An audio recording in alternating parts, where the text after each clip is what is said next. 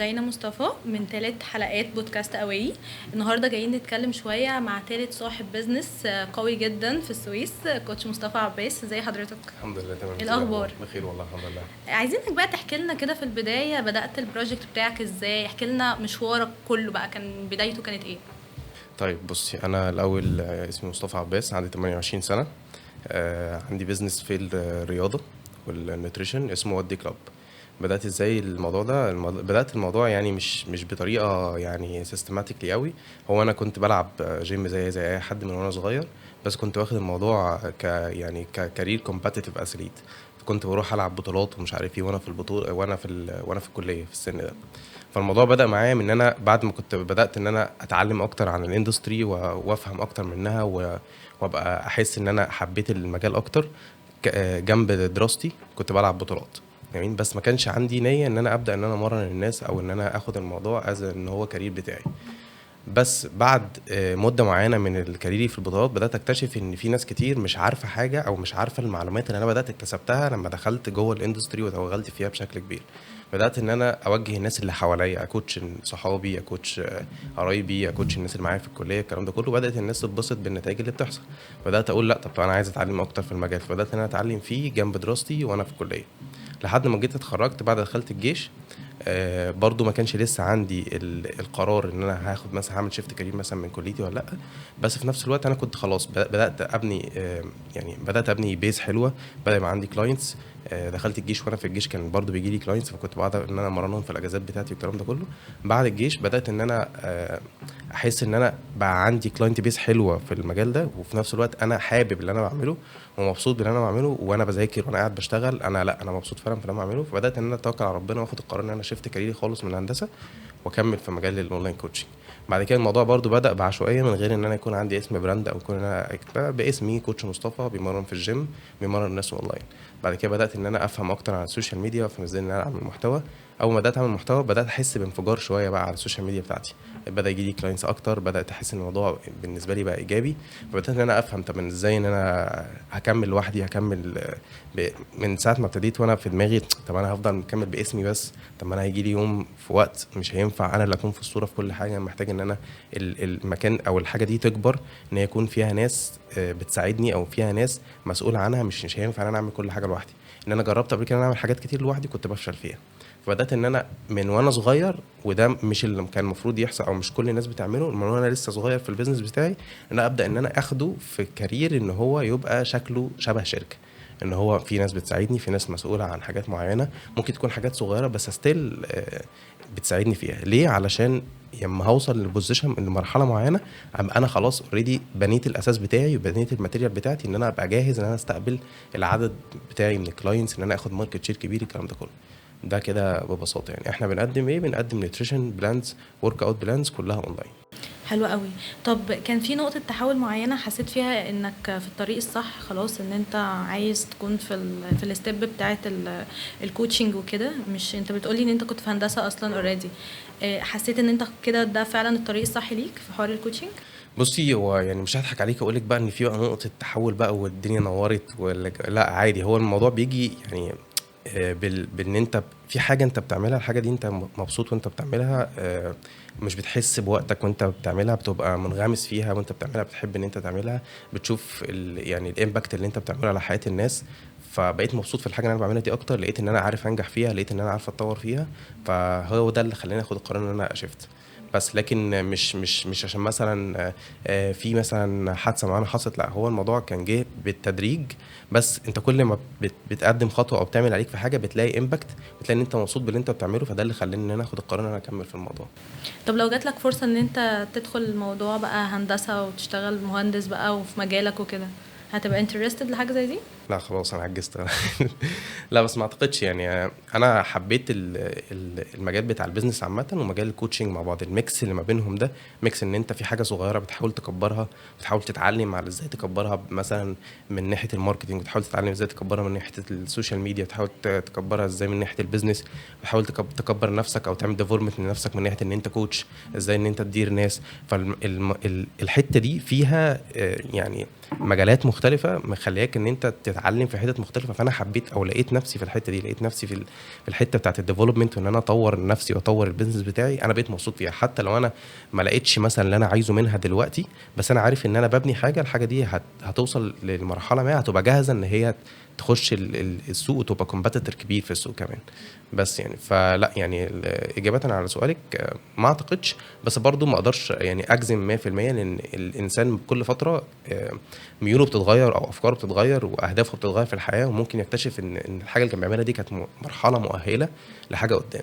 فانا يعني مش ضد حاجه معينه ومش ضد الوظيفه، عشان في بعض الناس بتشوف ان انا مثلا عشان عندي بيزنس من وانا صغير فانا كده ضد الوظيفه. لا، انا مش ضد الوظيفه خالص، انا بس فكره ان انا هو دي الحاجه اللي ربنا حطني فيها واللي كتب لي رزق فيها، فانا كملت فيها وبعمل اللي عليا فيها. بس ممكن تفكيري يتغير، ممكن ميولي في الحياه او اهتماماتي تختلف، ممكن اللي انا بعمله ده يكون خطوه مؤهله لحاجه اكبر، دي برضو دي في علم الله، بس انا اللي عليا انا بعمل اللي عليا. حلوة قوي. طب ايه اكبر تحدي واجهته في بدايتك وازاي قدرت ان انت تتخطاه؟ والله هو لسه لحد دلوقتي انا فيه، هو فكره ان انت ما بتبدا لوحدك في بيزنس وانت لسه متخرج من الكليه وما كنتش تعرف حاجه عن البيزنس من بره. يعني هو الكوتشنج هو مش مجرد ان انت بتمرن الناس بس، هو الموضوع دلوقتي هو بيزنس، هو شغل فيه فلوس داخله فلوس طالعه، في ممكن ناس بتساعدك، متعلق بحياه الناس، متعلق برد معين، متعلق باوبريشن. فالموضوع لو انت لسه بادئ حياتك وانت ما كنتش بتدرس بيزنس قبل كده او مش عارف جوانب الماركتنج والبيزنس، انت بتحس ان انت يعني تايه شويتين ثلاثه، ومحتاج منتورشيب او محتاج ان انت حد يعرفك اللي انت بتعمله ده صح ولا غلط. فاكبر تحدي بيواجهك ان انت بتكون عايز تطور من نفسك او اطور من نفسي في حاجه معينه. غالبا ممكن ما الاقيش الحد اللي يقول لي اللي انت بتعمله ده صح ولا غلط، لازم اجرب بنفسي واعرف الحاجه دي اللي انا بعملها دلوقتي هتبقى مناسبه ولا مش مناسبه. فهي يا هتفشل يا هتنجح، فاهم؟ بس كده كده لو فشلت فانت اتعلمت وعرفت هي فشلت ليه، ولو نجحت فانت خلاص ده رزقك فيها يعني. ايوه. طب كان في حد كان ليه تأثير قوي في نجاحك بقى وكان بيدعمك وسبورت ليك وكده؟ اكيد طبعا، الاول عيلتي ده كده كده وابويا بالاخص يعني.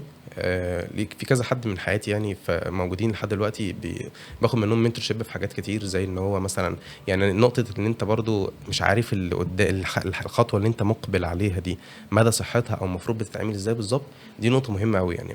بعض الناس كتير قوي ممكن تكون بتقع في بدايه حياتها عشان هم ما عندهمش حد منتور او حد بيقول لهم اللي انت بتعمله ده المفروض يتعمل ازاي بالظبط.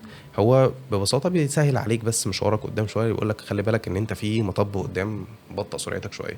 بس لا في ناس كتير يعني اثروا عليا، منهم ابن خالي عمر مرزوق، وعندي برضو عمر منير ده سي او سيجما فيت، من الناس اللي انا اتعرفت عليهم مؤخرا. يعني حد اثر فيا كتير في الشغل والتفكير والمنتاليتي واهلي يعني في الاول وفي الاخر طبعا بالاخص ابويا يعني. حلو قوي. طب ايه اكتر نصيحة جات ليك وكان ليها تأثير قوي عليك؟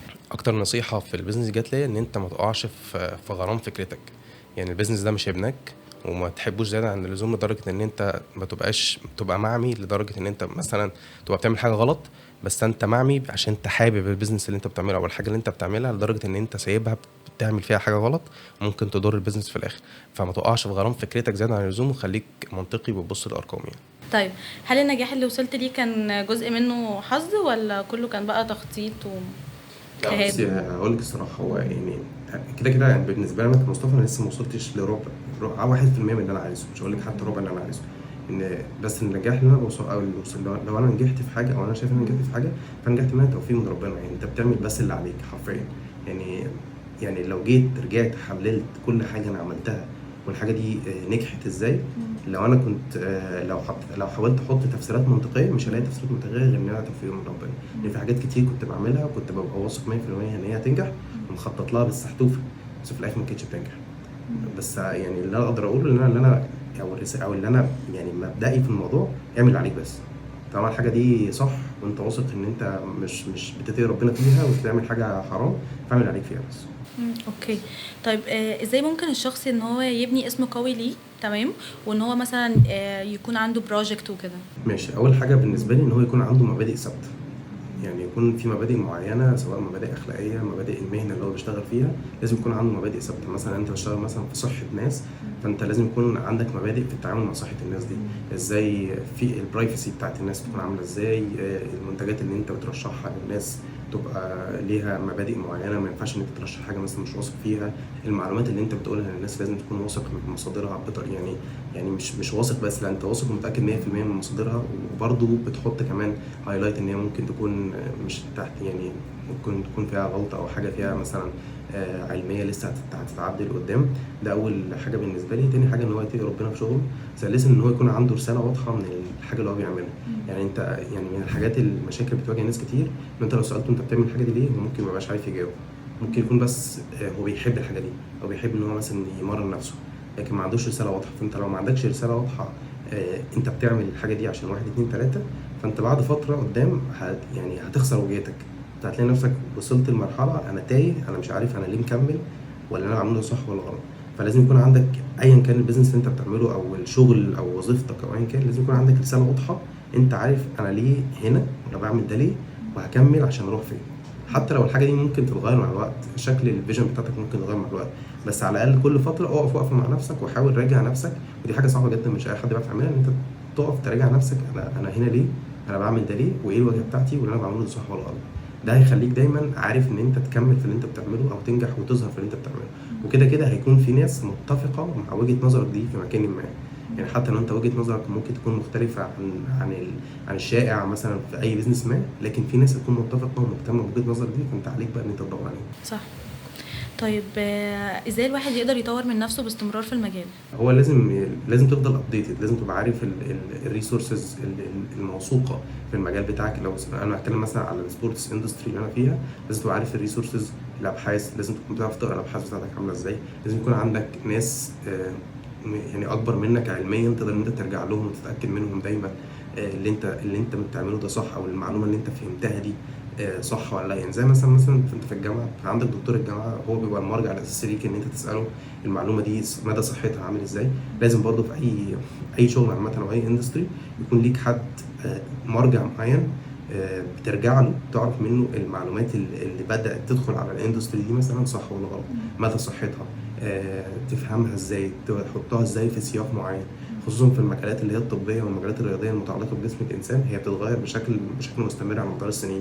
كل سنه ممكن يطلع بحث ينفي البحث اللي قبليه، فانت محتاج دايما تبقى عارف الحاجه في سياقها عامل ازاي. وحاجه مهمه قوي ان انت محتاج تكون حيادي شويه في وجهه نظرك في اي حاجه متعلقه بصحه الانسان، ما تبقاش متحيز لحاجه معينه، لان التحيز دايما هيخليك شايف الحاجه من وجهه نظر معينه. وجهه النظر دي ممكن اصلا تخليك شايف الحاجه غلط. انت ممكن ابقى مثلا متحيز لطريقه دايت معينه مثلا في النيوتريشن، فالتحيز ده هيخليني اما ابقى اي حاجه اقراها او اي معلومه هتنزل هبقى دايما متحيز للاتجاه او وجهه نظري، فده هيخليني ان انا اصلا منتلي هترجمها غلط، وبالتالي هنقلها للناس غلط، فده ممكن على المدى البعيد يضر واحد. فدي اهم حاجه، ويكون متابع كل الابحاث والريسورسز اللي بتنزل جديده. ايه المهارات اللي شايف انها اساسيه لاي شخص مثلا عايز ان هو يدخل في المجال بتاع الكوتشنج وكده؟ اول حاجه ان هو يكون بيحب الانسان مبدئيا ان هو قادر يتعامل مع البشر، لان انت بتتعامل مع حته الناس بتبان ضعيفه فيها شويه. حتى لو اي حد بان ان هو جامد، فالحته بتاعت شكل جسمه او التغذيه او صحته، اي حد بيبان ان هو يعني الجزء الضعيف من شخصيته بيبدا يبان فيها. فده هياخدنا لتاني نقطه، ان انت لازم يكون عندك ايموشنال انتليجنس او ذكاء عاطفي بدرجه كافيه ان انت تعرف تتعامل مع الناس. لان الحته دي الناس بتكون فيها اجريسيف شويه. اي حد بيبان ضعيف او فينربل في حته معينه بيبقى اجريسيف شويه في طريقه كلامه. فانت لازم تكون ذكي بطريقه ان انت تعرف تتكلم مع الناس وتفهمهم انت عايز تعمل لهم ايه، وان انت في صفه، وان انت عايز فعلا تساعده والكلام ده كله. زائد ان انت تبقى يعني educated بالدرجه الكافيه ان انت تعرف تبقى فاهم ايه، يعني تبقى تعرف تتعلم من الاخر، تبقى عارف ومتاكد ان انت عمرك ما هتبقى خدت 100%. لان هو اي حاجه ليها علاقه بجسم الانسان احنا ما نعرفش 1% من اللي بيحصل فيها، مهما كنا اجمد ناس في الدنيا ما نعرفش 1% من اللي بيحصل جوه لسه لحد دلوقتي. فانت لازم يكون عندك المهاره بتاعت ان انت ازاي تتعلم، وازاي تبقى ابديت كل شويه، وازاي كل ما معلومه جديده تعرف ان انت تحطها مكان معلومه اثبتت ان هي خطا، وان انت تعترف ان انت غلط. دول بالنسبه لي اكتر 3 مهارات انت محتاجهم ان انت تخش مجال الرياضه. ولكن بقى علشان تكمل في بيزنس الرياضه محتاج ان انت تبقى عندك شويه مهارات بقى في الليدرشيب، في الماركتنج، بتعرف تتكلم كويس، بتعرف تبيع لنفسك كويس، بتعرف تتكلم عن السيرفيس بتاعتك، الكلام ده كله. يعني في ناس كتير مثلا بتبقى شاطره جدا بس مثلا بيزنس وايز هو مش بيعرف يتكلم كويس قوي، مش بيعرف مثلا يبين او يشو اوف هو بيعرف يبيع ازاي او السيرفيس بتاعته شكلها عامل ازاي. فمن غير الجزئيه دي هو ممكن يفضل دايما في حجم معين مش عارف يكبر منه، لان هو مش عارف، الناس مش عارفه او مش شايفه هو عنده ايه. فدي بتعمل مشكله لبعض الناس، ان هو يقول لك انا شاطر جدا، انا بذاكر كتير جدا، بس انا ما بشتغلش كويس. ليه؟ لانك الناس مش عارفه ان انت شاطر جدا. فلازم يكون عنده الجزئيه بتاعت الماركتنج او يعرف يتعلم. وده برضه هيرجعنا لنفس النقطه، ان هو لازم يكون شخص تيتشابل ويعرف يتعلم، تعرف كل ما تديله حاجه جديده يعرف يتعلمها، ما يبقاش حاطط نفسه في حته معينه مش عايز يخرج منها، يبقى متقبل التغيير، لان الدنيا بتتغير بسرعه والعالم بيتغير بسرعه، خصوصا مع تدخل التكنولوجي بشكل كبير. فلازم يكون يعني قادر ان هو يأدبت مع الحته دي. حلو. طيب احكي لنا عن الجديد اللي انت شغال عليه دلوقتي، بتعمل ايه الحاجه اللي انت بتفكر فيها الفتره اللي جايه؟ ماشي، بصي انا في حاجات مش هحكيها طبعا عشان مش هقولها دلوقتي، بس هو انا عندي شغالين على بلاتفورم اللي هي ودي كلوب. البلاتفورم دي فيها كل حاجه ليها علاقه بالاكسبيرينس بتاعه الاونلاين كوتشنج. يعني انا هدفي ان انا اوصل بالبلاتفورم دي الاكسبيرينس ما اتعملتش قبل كده في الشرق الاوسط، وانا شغال على الموضوع ده. بس هو طبعا الموضوع بياخد بروسيس كتير، ان انت من اول ما انت بتشترك مع الكوتش لحد ما انت بتروح تمرينتك، لحد ما انت بتاكل اكل مع بيتك مع اهلك مش عارف ايه، الاكسبيرينس كلها عايز اغيرها. يعني انا ده هدفي اصلا من البدايه. انا اكتر حاجه انا بحبها ان انا احل مشاكل، اكتر من ان انا بحب الكوتشنج نفسه. انا بحب ان انا احل مشاكل، اشوف في مشكله موجوده واحاول ان انا الاقي لها حل، سواء المشكله دي مثلا حاجه في التكنولوجي او حاجه ليها علاقه في اللي بيحصل في اليوم النهارده. يعني مثلا ان بشوف باترنز معينه بتحصل مع الناس، او والله مثلا لما بيصحى من النوم ويروح الشغل ويرجع في نقطه معينه الدايت بيبوظ فيها مثلا، او تمرينه بيبوظ فيها ومش عارف يكمل. فببدا ان انا ده اكتر حاجه بتسحلني او انا بحب اشتغل عليه، ان انا ازاي احل المشكله دي علشان بعد كده الحاجه دي ما تتكررش وتبقى الناس كمان educated. فانا هدفي من البلاتفورم دي ان انا اطلع الناس تبقى educated، فاهمه جسمها، فاهمه ازاي تاكل، فاهمه ازاي تتمرن. في نفس الوقت الاكسبيرينس بتاعت الاونلاين كوتشنج دي كلها تبقى يعني سهله وفي نفس الوقت مختلفه، ان اي حد يقدر يستخدمها، ما يبقاش مقتصر على الناس اللي بتعرف تستخدم مثلا تروح يعني عندها مثلا education كافي في الجيم. لا، لو انت اصلا حد مثلا ما دخلتش الجيم قبل كده او ما عملتش اي حاجه لها علاقه بجسمك قبل كده، تبقى اكسبيرينس كامله ومتكامله كلها في مكان واحد بالنسبه لك بسيطه.